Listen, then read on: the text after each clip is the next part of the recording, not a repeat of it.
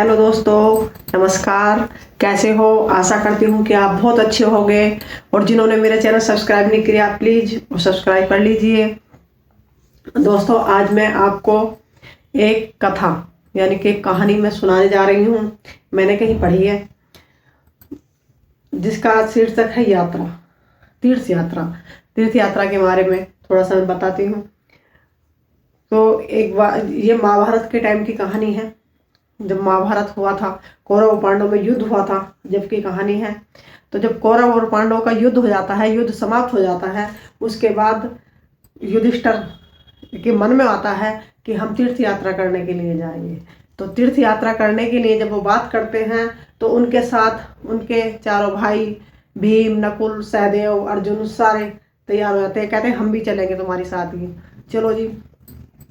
उनके साथ पांचों भाइयों के साथ द्रौपदी भी साथ चलती है। और द्रौपदी जब साथ चलती है तो सब पांचों भाई और द्रौपदी को लेकर जब निकलते हैं तो युधिष्ठिर के मन में आता है कि क्यों ना हम श्री कृष्ण जी को भी अपने साथ लेकर चलें। तो श्री कृष्ण जी के पास पहुंचते हैं और कहते हैं कृष्ण जी से कि आप भी हमारे साथ यात्रा के लिए चलिए, हम तीर्थ यात्रा के लिए जा रहे हैं। तो उसके बाद जब तीर्थ यात्रा के लिए जाते हैं, हम कृष्ण जी से कहते हैं। कृष्ण जी इस बात को सुनते हैं और फिर कहते हैं कि कुछ कारणवश मैं तो नहीं जा सकता। कि वो अपने बहुत सारी बातें बताते हैं कि इस वजह से नहीं जा सकता। तो उन्होंने कहा और अपने और बताने के बाद वो एक कमंडल उनको देते हैं युधिष्ठिर जी को और कहते हैं कि मैं तो नहीं जा पा रहा तुम्हारी साथ, लेकिन आप जहाँ पर भी जाओगे और जहाँ पर भी आप स्नान करोगे, आप सरोवर में स्नान करोगे या आप नदी में स्नान करोगे, गंगा जी में स्नान करोगे, आप मेरे इस कमंडल को डुबकी लगा देना। जितनी डुबकी आप लगाओगे उतनी ही डुबकी मेरे कमंडल को लगवा देना। ठीक है। युधिष्ठिर जी उस कमंडल को लेकर तीर्थ यात्रा के लिए चले जाते हैं। और तीर्थ यात्रा जहाँ पर भी जाते हैं, जहाँ पर भी उनको गंगा जी मिलती हैं या सरोवर होते हैं, जहाँ भी वह स्नान करते हैं, तो वहीं पे वो साथ साथ कमंडल को भी स्नान करवाते हैं। कमंडल को स्नान करवाते उसके बाद फिर जब वापस उनकी जब तीर्थ यात्रा पूरी हो जाती है तो फिर वापस आते हैं। और वापस आने के बाद, तीर्थ यात्रा पूरी होने के बाद वापस आते हैं, वापस कृष्ण जी के पास पहुंचते हैं और कृष्ण जी को जाके वो कमंडल थमाते हैं। कहते हैं लो, जहाँ पे भी मैंने स्नान किया है मैंने आपके कमंडल को वहीं पे स्नान कराया है। कृष्ण जी कमंडल लेते हैं युधिष्ठिर जी से और जमीन पे दे के मारते हैं तेजी से और उस कमंडल के टुकड़े टुकड़े हो जाते हैं। कमंडल के टुकड़े हो जाते हैं, युधिष्ठिर देख के चकित रह जाते हैं। कहते हैं ये क्या हुआ, लेकिन वो देखते रहते हैं। उसके बाद जब वो टुकड़े हो जाते हैं छोटे छोटे, तो कृष्ण जी जितने भी वहां पे सब लोग बैठे हुए होते हैं उनको प्रसाद के रूप में देते हैं। कहते हैं लो। तो वो तो कमंडल था, अब टुकड़े तो हो गए, प्रसाद तो नहीं बन पाया। वो तो कमंडल था तो वही ही उसके अंदर धातु थी, कोई धातु तो चेंज नहीं हो पाती।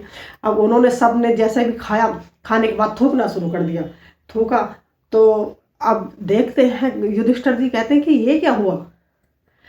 तो कृष्ण जी कहते हैं क्या युधिष्ठिर जी आप समझे नहीं इस बात को। कह लेकिन समझ तो नहीं। कह ले जब मेरा ये कमंडल इतनी यात्रा करने के बाद, इतने सरोवर नहाने के बाद शुद्ध नहीं हुआ तो इंसान का क्या है, इंसान की क्या है औकात है कि वो शुद्ध हो जाए। तो इसका जो सार है तो युधिष्ठिर जी फिर समझते कि हाँ अब मैं समझ गया कि कि कोई भी तीर्थ यात्रा करता है या इतने गंगा जी नहाता है, जब अंदर मन के अंदर पाप है तो हमारे ऊपरी धोने से पाप नहीं धुलते।